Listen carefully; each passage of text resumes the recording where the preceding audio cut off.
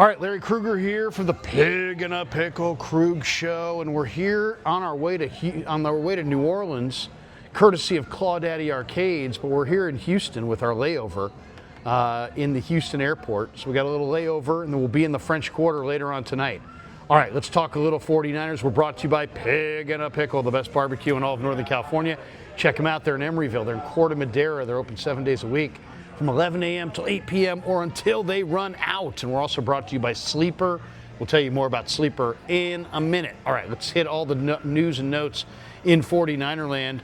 Update on this Friday. Now, the Niners worked out a punter named Brock Miller. He worked out for the Niners today. The Niners also tried out a left-footed punter, Matthew Hayball, who played collegiately at Vanderbilt. And the methodology here is that they're just looking for a left-footed punter to give Sky Moore some left-footed punter looks, because the Saints punter is Kai Kroger, and he's a left-footed punter. And the ball comes off of the foot of a left-footed punter, different than it comes off the foot of a right-footed punter. So the Niners brought in a left-footed punter to give Sky Moore some real looks so he can get ready to play on Sunday. So I thought that was kind of interesting. Jennings did make it out to practice on Friday. He's got a shoulder injury, but he did practice. I would expect he's going to give it a go. Trent Williams did not practice. He's been battling a knee. He has not practiced all week. Didn't practice Wednesday, didn't practice Thursday, did not practice Friday. It doesn't mean that he won't play in the game. He may play in the game. He's at that status in his career where he's such a good player that he doesn't need to practice. So he did not practice this week, but he still very much could go on Sunday.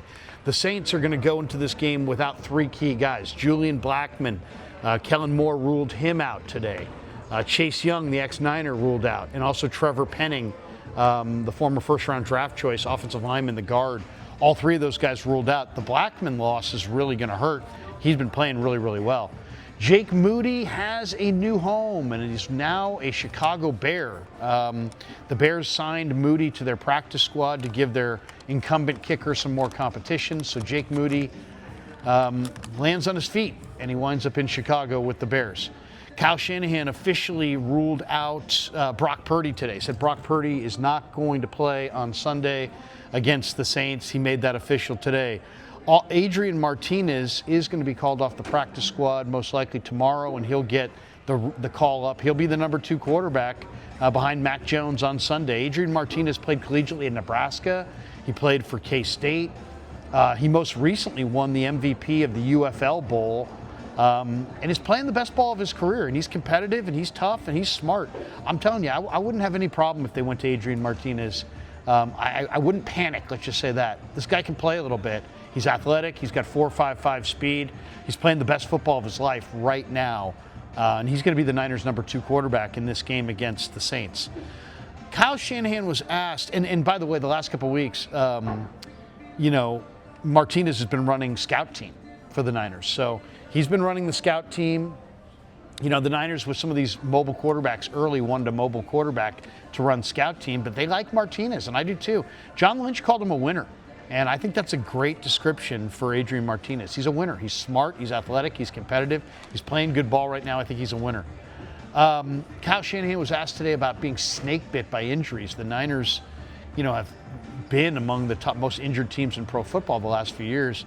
And he said, I don't know if we're snake bit. He's like, we weren't injured in 2023. We made it to the Super Bowl. He's trying to push back on that whole notion that they're somehow screwed by all these injuries.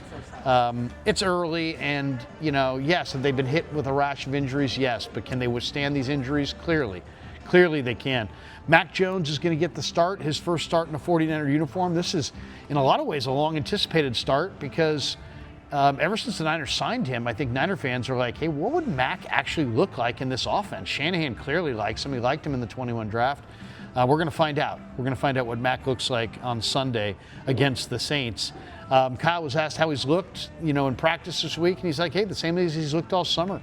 He says he's himself, and that's why he's ascended to a leadership role. But he's also played really well. I'll just say this from watching Mac Jones play all summer. The ball comes out on time with accuracy. He knows he can read coverage. He knows where to go with the ball, and it comes out on time. So he completed, I would say, roughly 80% of his passes this summer. And he's an NFL starting quarterback. I think people are going to be pleasantly surprised, in my opinion, of what Mac Jones looks like on Sunday. Kyle Shanahan was asked about Spencer Burford. And now here is one area where I think is a major concern. Kyle said, hey, feel great about him. Feel really good about Spencer Burford. But I don't think I feel that good about him. If Trent Williams can't go, I think Spencer Burford will go at left tackle. And, Granderson off the edge is a major speed mismatch in the Saints' favor. So, to me, that's a major one to watch in this game. If it's Granderson against Burford, advantage Granderson. I don't think Burford can stand up on this, especially with the silent count on a fast surface against Granderson, who's a really good speed rusher. I'd be shocked if Burford can block him. So I hope we don't see Burford in this game. I know Shanahan's putting a smiley face on this one, but I think the Niners are a two-tackle football team. I'm not a believer in Burford, and I'm not a believer in Pleasance, and I think if those guys have to play, the quarterbacks are gonna feel the brunt of it. They asked Shanahan today about Mike White. The Niners worked out Mike White, and he said, hey, look, he's trying to kind of downplay their need for him and desire for him. He basically just said, hey, look, we're doing our due diligence. So they're keeping contact on, every one of these quarterbacks is a different price tag and is willing to go to your team for a different level of commitment. Some guys want to guarantee that they're going to play. Some guys want to guarantee they're going to be number two. Some guys want to out in their clause if they're not out clause in their contract that says that if they're not playing by a certain date, you cut them loose. Some guys want guaranteed money up front. I mean, we just don't know what Mike White and his agent asked for. All we know is that the Niners worked him out. They didn't sign him. Shanahan suggested that they may have had some roster difficulty in getting him on this week. Shanahan claims they're just doing their due diligence. We'll find out. We'll find out if this is an insurmountable hurdle. Maybe he's asked for way too much money and they don't want to give it. Maybe he wants a bigger role than they're willing to throw his way. Or maybe it really is, as Shanahan said, just a timing thing and they're going to sign him early next week. But they will go into this game with Adrian Martinez as the number 2 quarterback and Mike White still on the street looking for a job. And Shanahan was also asked today about Kelvin Banks, and he said he really likes Kelvin Banks. He liked him in the draft. He said, hey, man, I went to Texas, and so I'm always partial to the Texas guys. But he was asked, hey, would you have taken, if the Saints had gone with Mikel, would you have gone with Banks? And, Shanahan doesn't want to go down that road. He's like, I don't know, man. I don't know. I don't want to talk about that. I don't want to get into that. I don't want to go into the woulda, coulda, shoulda on the draft. He's like, all I'll tell you is we really liked him.